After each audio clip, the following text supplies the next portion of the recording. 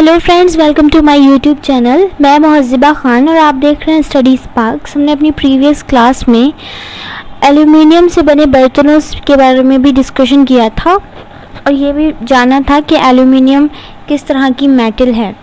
अब हम यहाँ पर हमने मेटल्स की एयर के साथ रिएक्शन देख ली थी। आज की क्लास में स्टार्ट करते हैं धातुओं की अम्ल यानी कि रिएक्शन विद एसिड्स के साथ जो है क्रिया देख लेते हैं। किसकी? मेटल्स की यानी कि धातुओं की। ठीक है, जब मेटल एसिड या फिर किसी भी एसिड के साथ, कोई भी एसिड हो सकता है, H2SO4 HCl हो सकता है, उनके साथ क्रिया करता है, देन वो आपको सॉल्ट प्लस हाइड्रोजन गैस देता है। ये हमने एसिड वाला जो चैप्टर पढ़ा था, एसिड बेस एंड सॉल्ट, उसमें भी हमने ये चीज़ की है। अब यहाँ पर हम मेटल्स के बारे में पढ़ रहे हैं। मेटल्स जब एसिड के साथ रिएक्शन करती हैं तो वहाँ पर सॉल्ट प्लस हाइड्रोजन गैस जो होती है वो आपकी रिलीज़ हो जाती है। सपोज़ फॉर एग्ज़ाम्पल हमने यहाँ पर एक मेटल ले ली है जिसका नाम है जिंक यानी कि Zn, और यहाँ पर एक एसिड ले लिया है H2SO4 यानी कि सल्फ्यूरिक एसिड। जब जिंक सल्फ्यूरिक एसिड के साथ क्रिया करता है तो वो जिंक सल्फेट बनाता है यानी कि ZnSO4, और हाइड्रोजन गैस जो है वो तो रिलीज़ होनी ही होनी है। और इस तरह से क्या होता है, ये होता है लवण यानी कि सॉल्ट होते हैं, क्योंकि ZnSO4 और ये इस तरीके से कभी भी आ जाए तो आप इसको लवण बोलेंगे। ठीक है, और जिंक क्या थी? आपकी मेटल थी। H2SO4 क्या था? एसिड था। अब इसको थोड़ा सा समझे लेते हैं किस तरह से ये कैसे पता किया जाए कि निकलने वाली गैस हाइड्रोजन गैस है। अब क्योंकि हमें नहीं पता कि जो गैस निकल रही है वो क्या हाइड्रोजन गैस है, उसके पास जलती हुई माचिस की तीली ले जाते हैं, यदि पॉप साउंड दे तो वह हाइड्रोजन गैस है। मैंने आपको पहले भी इस बारे में बताया था कि हाइड्रोजन गैस जब निकलती है तो वो जो होती है वो पॉप ऐसे करके साउंड देती है, वो उससे क्लियर हो जाता है कि जो निकल रही वाली जो गैस रिलीज हो रही है वो हाइड्रोजन गैस है, और इसी को हाइड्रोजन गैस का परीक्षण या फिर हाइड्रोजन गैस का टेस्ट भी बोला जा सकता है। ठीक है, आपने ले लिया एक टेस्ट ट्यूब यानी कि परख नली ले लिया। जिंक जो होता है वो ऐसे ऐसे टुकड़ों के रूप में होता है जो कि आप इस परख नली के अंदर देख रहे हैं। ठीक है, अब यहाँ पर आपने क्या किया, थोड़ा सा सल्फ्यूरिक एसिड की ड्रॉप्स यहाँ पर डाल दी। ठीक है, किसकी डाल दी? सल्फ्यूरिक एसिड की। अब जिंक और सल्फ्यूरिक एसिड मिले, देन यहाँ से बुलबुलों की ये जो बबल्स निकले, ये बुलबुले यानी कि बबल्स यहाँ से निकल रहे हैं इस तरीके से, और ये बबल्स जब निकले तो यहाँ पर पॉप की साउंड आई, पॉप की जो आवाज़ आई इस तरीके से, वही उसी से ये पता लगाया जा सकता है कि ये हाइड्रोजन गैस है। ठीक है, यहाँ पर अच्छा CO2 गैस का जो परीक्षण होता है इस पर भी डिस्कशन कर लेते हैं कि कैसे पता चलेगा कि निकलने वाली जो गैस है वो कार्बन डाइऑक्साइड है। हाइड्रोजन का तो चलो ये पता चल गया कि हाइड्रोजन गैस जब निकलेगी तो हाइड्रोजन गैस साउंड देगी, कैसी? Pop sound. ठीक है, लेकिन और बुलबुलों के साथ। और CO2 गैस का परीक्षण है तो CO2 गैस के बारे में कैसे पता चलेगा? तो यहाँ पर हमने एक टेस्ट ट्यूब ले लिया। ठीक है, उस टेस्ट ट्यूब में क्या था? चूने का पानी था। ठीक है, चूने का पानी, और उसमें हमने फूंक मारी या फिर इस तरीके से किया, फूंक मारी। देन उसमें क्या होता है, हवा में क्या होता है? कार्बन डाइऑक्साइड होती है, वही तो होती है। जब वो कार्बन डाइऑक्साइड अंदर जाएगी तो वो उस चूने के पानी को दूधिया रंग का कर देगी। ठीक है, और इसी से पता चल जाएगा कि जो गैस अंदर गई है वो जो होती है आपकी कार्बन डाइऑक्साइड गैस है। इसी से ये कार्बन डाइऑक्साइड गैस का परीक्षण होता है, ये चूने के पानी को दूधिया कर देती है, यानी कि CO2 प्लस CaOH का होल ट्वाइस, यानी CaOH का होल ट्वाइस क्या होता है? चूने का पानी होता है, और इसको बोलते हैं कैल्शियम हाइड्रोक्साइड। पानी जैसा दिखता है, और जब इन दोनों की क्रिया होती है तो बनता है CaCO3 यानी कि कैल्शियम कार्बोनेट प्लस H2O यानी कि जल। मिल्की यानी कि दूधिया दिखने लगेगा, ये दूधिया दिखेगा, इसी से हमें पता चल जाएगा कि ये कौन सी गैस थी? कार्बन डाइऑक्साइड थी। इसका मतलब ये है कि यदि कोई गैस चूने के पानी से गुजरती है तो वह इसे दूधिया कर देती है। वही गैस कौन सी है? आपकी CO2 गैस है, और यही इसका परीक्षण है। ठीक है। यदि इस दूध या चूने के पानी में दोबारा CO2 गैस प्रवाहित की जाए तो वह फिर से वापस हो जाती है।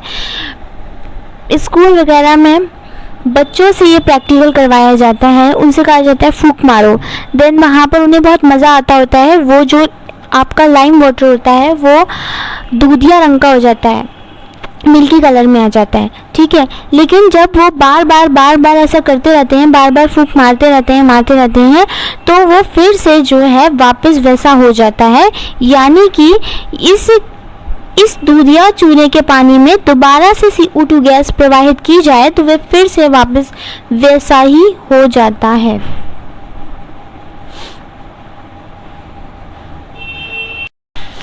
अब यहाँ पर ये थोड़ा सा और पढ़ लेते हैं कि धातु के बर्तन में अचार नहीं रखा जाता है। मतलब मेटल के जो बने हुए बर्तन होते हैं उनके अंदर अचार नहीं रखा जाता है। क्यों नहीं रखा जाता है ये आप समझ भी रहे होंगे। हम पहले भी एसिड बेस एंड सॉल्ट में इस तरह की बातें कर चुके थे, तो उससे कनेक्ट हो जाती हैं चीज़ें। अचार में क्या होता है, एसिड होता है और वह क्रिया कर लेता है किसके साथ, वो मेटल के साथ क्रिया कर लेगा। मेटल के साथ क्रिया जो है कर ही रहा था, अभी ऊपर की हमने रिएक्शन देखी थी, और सॉल्ट प्लस हाइड्रोजन जैसी गैस बना करके वो खतरनाक बन जाएगा। इसलिए अचार को कांच के बर्तन में रखा जाता है। ये एक पॉइजनस गैस है, यानी एक विषैली गैस बन जाएगी यहाँ पर, और इसीलिए अचार को कांच के बर्तन में रखा जाता है। एसिड संक्षारक प्रवृत्ति के होते हैं। संक्षारक क्या होता है,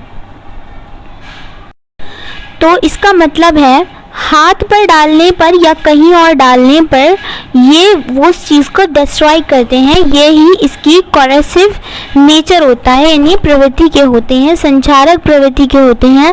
यानी कि समझने वाली बात ये थी कि मेटल के बर्तन में आपको अचार नहीं रखना है। क्यों नहीं रखना है, तो उसमें एसिड होता है। एसिड क्या करता है, मेटल के साथ क्रिया करता है, सॉल्ट प्लस हाइड्रोजन बनाता है। हाइड्रोजन गैस विषैली गैस होती है, वो हमारे लिए हानिकारक होती है। इसीलिए कांच के बर्तन में अचार को रख दिया जाता है।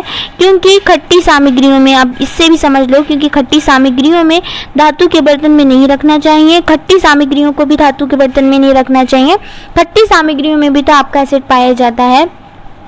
और अब यहाँ पर आ जाता है नया टॉपिक, और नया टॉपिक है विस्थापन अभिक्रिया, डिस्प्लेसमेंट रिएक्शन। डिस्प्लेसमेंट रिएक्शन या विस्थापन अभिक्रिया हिंदी में, ठीक है। तो विस्थापन अभिक्रिया क्या है, ये आपको ये सब नीचे का पढ़ने के बाद, समझने के बाद समझ में आ जाएगा। यहाँ पर मैंने कुछ एलिमेंट्स लिखे हुए हैं। ये जो एलिमेंट्स हैं ये सारी आपकी मेटल हैं, ठीक है। ऊपर से नीचे जाने पर धातुओं की क्रियाशीलता जो होती है कम होती जाती है। यानी कि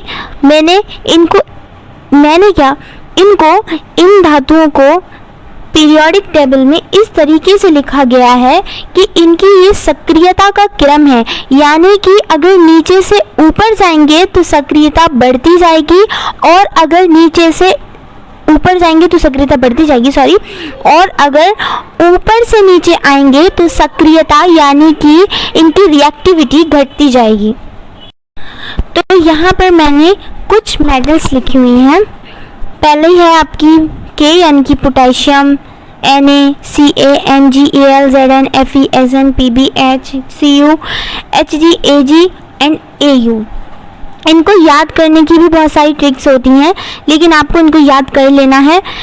और इनकी सक्रियता मैंने आपको बताई है, जब ऊपर से नीचे आएंगे तो वो घटती जाएगी। हाइड्रोजन से ऊपर की धातुएं क्रियाशील होती हैं, ज़्यादा क्रियाशील होती हैं। हाइड्रोजन से नीचे की धातुएं जो होती हैं वो कम क्रियाशील होती हैं। अब यहाँ पर जो सबसे ज़्यादा आपकी रिएक्टिव मेटल है, यानी सबसे क्रियाशील धातु है, वो है पोटेशियम यानी कि के, और Au जो है आपकी गोल्ड, वो सबसे कम क्रियाशील धातु है। ये आपको इस टेबल को देख करके समझ में आ रहा होगा। अब यहाँ पर ये लिखा हुआ भी है कि के जो है वो पोटेशियम में सबसे ज़्यादा रिएक्टिव होती है, Au यानी कि गोल्ड होती है सबसे ज़्यादा कम रिएक्टिव होती है। अब यहाँ पर ये एक रिएक्शन लिखी हुई है CuSO4 यानी कि कॉपर सल्फेट, और इसकी क्रिया करवा दी Fe यानी कि आयरन। Fe क्या होता है? आयरन होता है। तो यहाँ पर क्या बन गया? FeSO4 plus Cu। क्या ये रिएक्शन पॉसिबल है? यानी कि जो ज़्यादा रिएक्टिव धातु होती है, विस्थापन अभिक्रिया वह अभिक्रिया है, आप जो मैं बोल रही हूँ ना उसको भी नोट करते चलिएगा।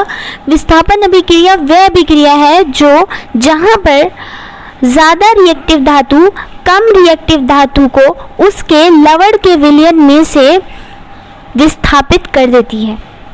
यानी कि ज़्यादा रिएक्टिव धातु यानी जो मेटल ज़्यादा रिएक्टिव है, यानी कि जो जिस धातु से ऊपर है, क्योंकि यहाँ पर देखा जाए तो पोटेशियम सोडियम से ज़्यादा रिएक्टिव है, कैल्शियम से ज़्यादा रिएक्टिव सोडियम है, मैग्नीशियम से ज़्यादा रिएक्टिव कैल्शियम है, एल्यूमिनियम से ज़्यादा रिएक्टिव मैग्नीशियम है, Zn यानी कि जिंक से ज़्यादा रिएक्टिव एल्यूमिनियम है।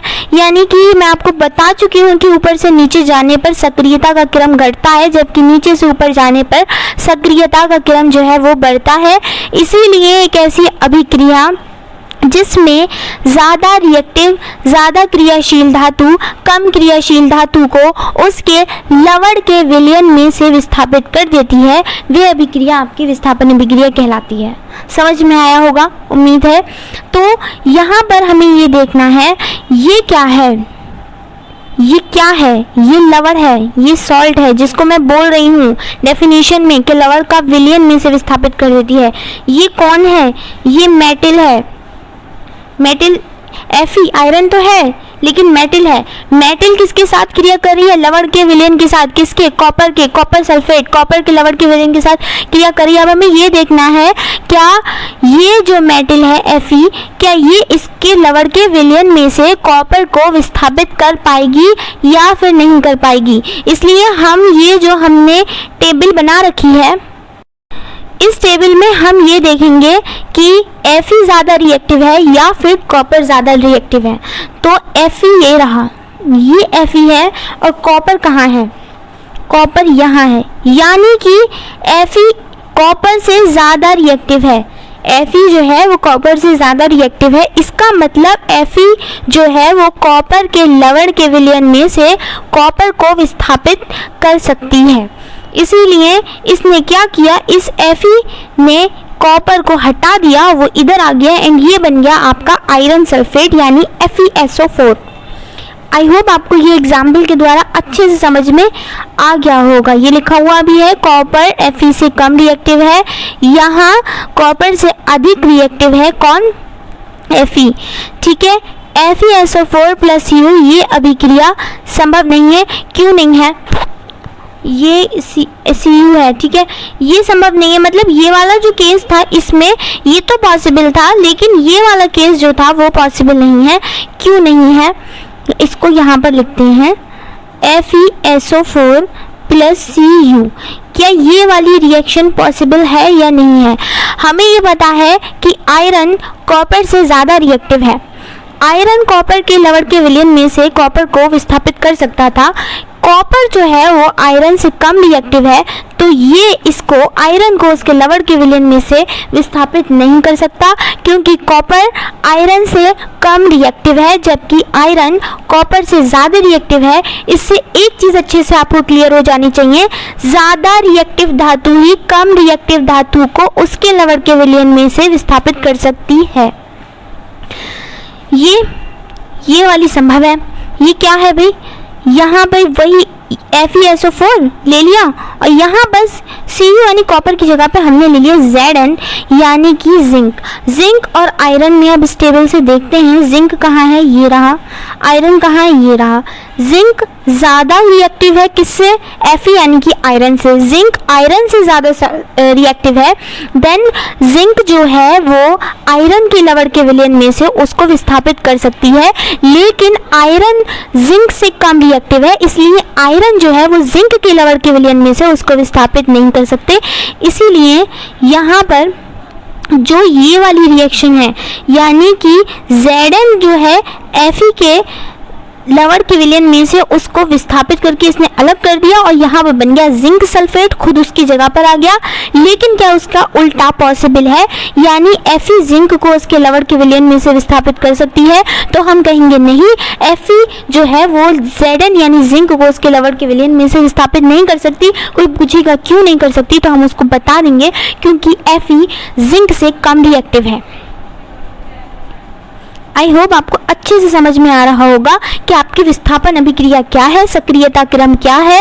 विस्थापन अभिक्रिया वह अभिक्रिया है जिसमें अधिक क्रियाशील तत्व भी लिख सकते हैं कम, क्योंकि मेटल्स क्या होती हैं आपकी तत्व के एलिमेंट के अंतर्गत ही तो आती हैं। अभिक्रियाशील तत्व को उसके लवण के विलयन में से विस्थापित कर देता है। धातुओं की सक्रियता श्रेणी का उपयोग, यूजेस भी लिख लीजिए इनके। इसके द्वारा धातुओं की अभिक्रियाशीलता का पता लगाया जा सकता है, ऑफकोर्स पता लगाया जा सकता है। वहाँ पर मैंने आपको जो टेबल बना करके ये दी है, ये जो बनी हुई है, इससे आप पता लगा ही सकते हैं कि कौन किससे ज़्यादा है। Na से ज़्यादा है, Ca Mg से ज़्यादा है, Mg Al से ज़्यादा है, Zn Fe से ज़्यादा है, Sn Pb से ज़्यादा है। हाइड्रोजन को भी बाद में इसके बारे में बात करेंगे। कॉपर Hg से ज़्यादा है। Ag कौन होती है, सिल्वर होती है। Au कौन होती है, गोल्ड होती है, यानी सिल्वर गोल्ड से ज़्यादा है। इसका उपयोग ये पता लगाने में किया जाता है कि धातु विस्थापन अभिक्रिया होगी या नहीं। ये अभी हमने देखा है कौन सी अभिक्रिया आपकी संभव थी और कौन सी अभिक्रिया संभव नहीं थी। हाइड्रोजन के बारे में बात ही कर लेते हैं। हाइड्रोजन का कैरेक्टर मेटल और नॉन मेटल दोनों में मिलता है, अर्थात ये मेटल नहीं है, फिर भी इसे विस्थापन की सक्रियता श्रेणी जो अभी हमने पढ़ी थी उसमें सीरीज में रख लिया गया है। यहाँ पर भी आप देखें वो थोड़ा सा हट गया था,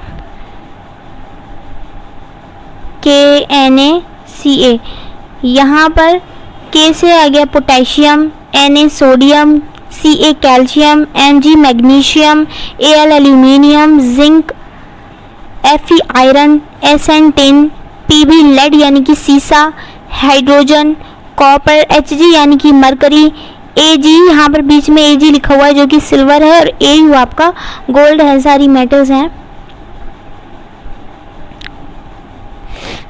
यहाँ पर भी लिखी हुई हैं। ठीक है, इसको और देख लेते हैं।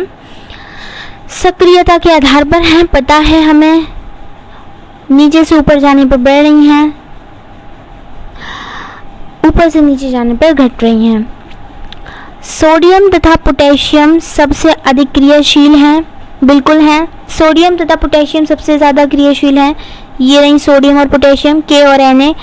अगर पूछा जाए सोडियम ज़्यादा है या पोटेशियम ज़्यादा है, तो आप लोग देख ही सकते होंगे पोटेशियम और ज़्यादा है सोडियम के मुकाबले, लेकिन दूसरे नंबर भी आती है सोडियम, इसलिए उसको भी बहुत ज़्यादा रिएक्टिव माना जाता है। इतनी ज़्यादा मुलायम है, बहुत ज़्यादा सॉफ्ट मेटल्स हैं। प्रीवियस क्लासेस में हम इस पर अच्छा खासा डिस्कशन कर चुके हैं कि इनको नाइफ से यानी चाकू से कट किया जा सकता है। इनको मिट्टी के तेल में डुबा कर रखा जाता है, बहुत ज़्यादा रिएक्टिव हैं, मिट्टी के तेल में डुबा कर रखा जाता है। पानी से अगर इन्होंने क्रिया कर ली देन यहाँ पर आग पकड़ लेनी है।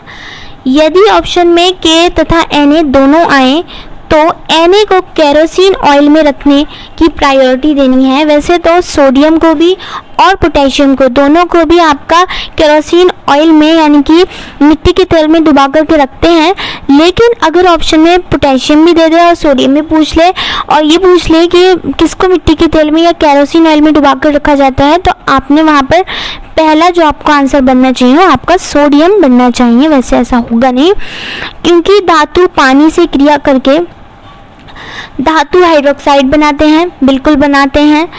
धातुओं की प्रकृति अभी हमने ऊपर पढ़ी थी, संक्षारक होती है। धातु क्या करते हैं, पानी से क्रिया करेंगे यानी H2O से क्रिया करेंगे, धातु हाइड्रोक्साइड बना रहे हैं। ठीक है, अब यहाँ पर धातु कौन है, सोडियम है। ये कौन सी धातु है, ये सोडियम है। सक्रियता श्रेणी में इसका दूसरा स्थान है, पोटेशियम के मुकाबले थोड़ी कम क्रियाशील है लेकिन बहुत ज़्यादा क्रियाशील है। इसने जल के साथ क्रिया करी, इसने बनाया हाइड्रोक्साइड, अपना सोडियम हाइड्रोक्साइड, सोडियम हाइड्रोक्साइड है ये, और हाइड्रोजन गैस रिलीज की एंड हीट जिसने पकड़ ली आग। तो वो जो पानी में आग लगने वाले जो दिखाए जाते हैं ना कि देखो इन्होंने पानी में आग लगा दी, वो कोई चमत्कार नहीं होता। वो क्या करते हैं, उनके हाथों में होता होगा सोडियम एंड वो वहाँ पर उसको एकदम से डाल देते होंगे और वहाँ पर पानी में आग लग जाती होगी। तो वो चीज़ क्या होती है, वो कोई चमत्कार नहीं होता, वो केमिस्ट्री का इस्तेमाल वहाँ पर किया जा रहा है, केमिकल रिएक्शन वहाँ पर इस्तेमाल की जा रही है। पानी में आग लग जाती है सोडियम के द्वारा।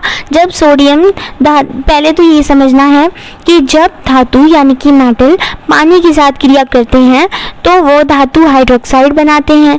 अब हमें ये तो पता चल गया कि हम सोडियम ले, पोटेशियम ले, एल्यूमिनियम ले, मैग्नीशियम ले, कोई भी धातु ले, वहाँ पर एक चीज़ तो आपकी बननी ही बननी है, यानी उस धातु का हाइड्रोक्साइड बनना है। हमने यहाँ सोडियम की बात की, उसकी क्रिया जल के साथ करवाई, तो यहाँ पर हमें बता था कि सोडियम हाइड्रोक्साइड बनना है। H2 गैस वहाँ पर रिलीज हुई एंड वहाँ पर हीट निकली जो कि आग के रूप में आ गई और वहाँ पर पानी में आग लग गई। बहुत ज़्यादा क्रियाशील धातुएं हैं ये सोडियम एंड पोटेशियम। गोल्ड की बात कर ली जाए तो गोल्ड जो है सक्रियता के आधार पर जो हमारी श्रेणी है उसमें इसको सबसे नीचे स्थान दिया गया है। क्यों दिया गया है? सबसे कम क्रियाशील धातु है, क्रिया नहीं करती, लगभग अक्रिय बोला जा सकता है, सबसे कम अभिक्रियाशील है। इसे उत्कृष्ट नोबेल धातु भी कहा जाता है, इस पॉइंट को भी नोट करते चलिएगा। इसे अक्रिय धातु भी कहा जा सकता है। क्यों कहा जा सकता है ये आपको समझ में आ ही रहा होगा। इसका रीजन, अक्रिय का मतलब मैंने आपको बताया था, किसी के भी साथ क्रिया न करना ही। इनर्ट गैसेस या जो गैसें क्रिया नहीं करती इनर्ट गैस कहलाती हैं, जो इनर्ट मैटर बोल सकते हैं। और ये मुक्त अवस्था में यानी फ्री स्टेट में पाया जाता है। फ्री स्टेट से मतलब भी यही बन रहा है कि जब वायु के साथ क्रिया नहीं कर रहा है, एयर के साथ नहीं कर रहा है, वाटर के साथ क्रिया नहीं कर रहा है, तो फिर ये फ्री स्टेट में पाया जाएगा, यानी कि मुक्त अवस्था में पाया जाएगा। कौन पाया जाएगा? Au के बारे में बात हो रही है, यानी कि गोल्ड के बारे में बात हो रही है। इसीलिए तो इसका इस्तेमाल जेवरात बनाने में किया जाता है, ज्वेलरी में आपके इसका इस्तेमाल किया जाता है, क्योंकि ये ज़्यादा रिएक्टिव नहीं है। ठीक है, इसे किंग ऑफ मेटल्स बोला जाता है, धातुओं का राजा बोला जाता है। कौन है धातुओं का राजा? गोल्ड है आपका धातुओं का राजा। ओके, ये बहुत अच्छा पॉइंट था, आपको याद भी होना चाहिए। धातुओं का राजा इस वर्ड से एक चीज़ याद आ रही है, किंग ऑफ एसिड के बारे में हमने पहले पढ़ा था अपनी क्लास में, पहली क्लास थी शायद, उसमें किंग ऑफ एसिड कौन था? तो आप कमेंट में आकर के मुझे ज़रूर बताइए किंग ऑफ एसिड कौन था वहाँ पर। हाँ, एक और चीज़ मैंने आपको बताई थी कि एक था अम्लराज। ठीक है, एक अम्लराज था और एक था अम्लों का राजा। अम्लों का राजा, किंग ऑफ एसिड। इन दोनों में कौन कौन है ये आपको बताना है। अम्लराज कौन है, अम्लों का राजा कौन है, दोनों एक हैं या दोनों एक नहीं हैं, उसका नाम आपको कमेंट में आकर के बताना है। अब यहाँ पर इसे किंग ऑफ मेटल कहा जाता है, किसे कहा जाता है? गोल्ड को कहा जाता है। ये सबसे अधिक अघात वर्धनीय धातु होता है। अघात वर्धनीय, मेलेबल का मतलब मैंने आपको बताया है एल्यूमिनियम के बारे में, जब मैं आपको बता रही थी तब मैंने वहाँ पर ये बात बताई है कि अघात वर्धनीय क्या होता है। अघात वर्धनीय का मतलब होता है कि इसको जब आप हथौड़े से पीटेंगे ना तो वो एक पतली चादर के रूप में आ जाएगा, मतलब इसका फैलाव बनाया जा सकता है। इसीलिए तो ज्वेलरी आसानी से बनाई जा सकती हैं, अच्छे अच्छे डिज़ाइंस बनाए जा सकते हैं गोल्ड में। अब मेटलाइट्स के बारे में बात कर लेते हैं। धातु के बारे में पढ़ लिया, अधातु के बारे में पढ़ लिया, मेटल एंड नॉन मेटल दोनों के बारे में पढ़ लिया। अब मेटलाइट्स यानी कि उपधातु, हमने तत्व लिखे थे, हमने टाइप्स ऑफ एलिमेंट लिखे थे, उनके हमने 3 टाइप आपको बताए थे। एक धातु था, एक अधातु था, एक उपधातु था, जिनमें से 2 का डिस्कशन अच्छा खासा हम कर चुके हैं। धातु का कर लिया, अधातु का कर लिया, अब यहाँ पर उपधातु का भी कर लेते हैं। तो ये क्या होता है? वे तत्व जिसमें धातु और अधातु दोनों के गुण पाए जाते हैं वे आपका उपधातु है। छोटी सी प्यारी सी इसकी डेफिनेशन थी। इसके एग्जाम्पल्स हैं तो कुछ उपधातुओं के एग्जाम्पल है, बोरॉन है, सिलिकॉन है, जर्मेनियम है, आर्सेनिक है, एंटीमनी है। ठीक है, नोट है, कुछ इंपॉर्टेंट पॉइंट्स हैं, उनके बारे में भी डिस्कशन कर लेते हैं, वो आपको पता होने चाहिए। माचिस को बनाने में रेड फास्फोरस का इस्तेमाल किया जाता है। तो माचिस किसकी बनी होती है? रेड फास्फोरस की बनी होती है। लेकिन इसमें भी कुछ पॉइंट्स हैं ऐसे जिनको आपको अंडरस्टैंड करना ज़रूरी है। परंतु माचिस की तीली के हेड में, ये है माचिस की तीली, ये है माचिस की तीली। माचिस की तीली में ये रेड रेड सा कुछ होता है, वो आपका होता है,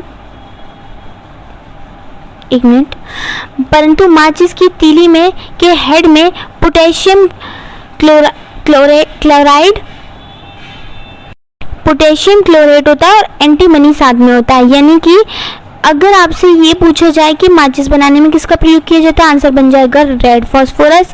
पूछा कि ये माचिस की तीली होती है, उसके ऊपर ये माचिस की तीली बनाई थी, मैंने हट गई थी, माचिस की तीली बनाई थी, इसके ऊपर क्या होता है, तो पोटेशियम क्लोराइड होता है, एंटीमनी भी होता है। लेकिन अगर डिब्बी पर, माचिस की डिब्बी में ऐसे साइड में ऐसे ऐसे ऐसे करके होता है, इधर साइड भी होता है, बीच में डिज़ाइन वगैरह जो भी बना होता है, तो वो यहाँ पर क्या होता है, रेड फास्फोरस होती है एंड पाउडर्ड ग्लास यानी कांच का चूर्ण होता है। ये भी आपको याद रखना है, ये इंपॉर्टेंट पॉइंट था जो आपको पता होना चाहिए। आज का लास्ट पॉइंट आ गया है, आज के लास्ट टॉपिक आ गया है, इसके बारे में डिटेल डिस्कशन तो कल की क्लास में ही होगा। यहाँ पर अभी थोड़ा सा समझ लेते हैं फिजिकल एंड केमिकल चेंजेस के बारे में, भौतिक तथा रासायनिक परिवर्तन के बारे में। तो भौतिक क्या होता है, भौतिक परिवर्तन कौन से होते हैं, रासायनिक परिवर्तन या रासायनिक रिएक्शंस कौन सी होती हैं। तो भौतिक के बारे में थोड़ा सा देख लेते हैं, ये रिवर्सिबल होती हैं, यानी कि अगर पानी भाप में बदल गया है तो भाप को पानी में दोबारा से बदला जा सकता है। क्लियर एग्जाम्पल से, नया पदार्थ नहीं बनता, यानी कि अगर हमने कोई ऐसा नहीं है कि बिल्कुल चेंज हो गया, एक नया सब्सटेंस बन गया और उसके बाद उस सब्सटेंस को वापस नहीं लिया जा सकता, ऐसा कुछ भी नहीं है। मेल्टिंग ऑफ आइस है, इसके एग्जाम्पल आ गए, पानी वो बर्फ़ का घुलना, क्योंकि बर्फ़ घुल के पानी बन जाएगी, पानी को फिर से जमाएंगे, बर्फ़ बन जाएगी, तो ये रिवर्सिबल प्रोसेस है, वापस दोनों को नए सब्सटेंस कोई नहीं बना। जल का वाष्प में बदलना, कांच का टूटना, बर्फ़ से पानी से बर्फ़ का बदलना, मोम का पिघलना। अगर मोम का पिघलना बोले तो आपका फिजिकल चेंजेस में आएगा, मोम का जलना बोले तो वो आपका रासायनिक परिवर्तन में आएगा।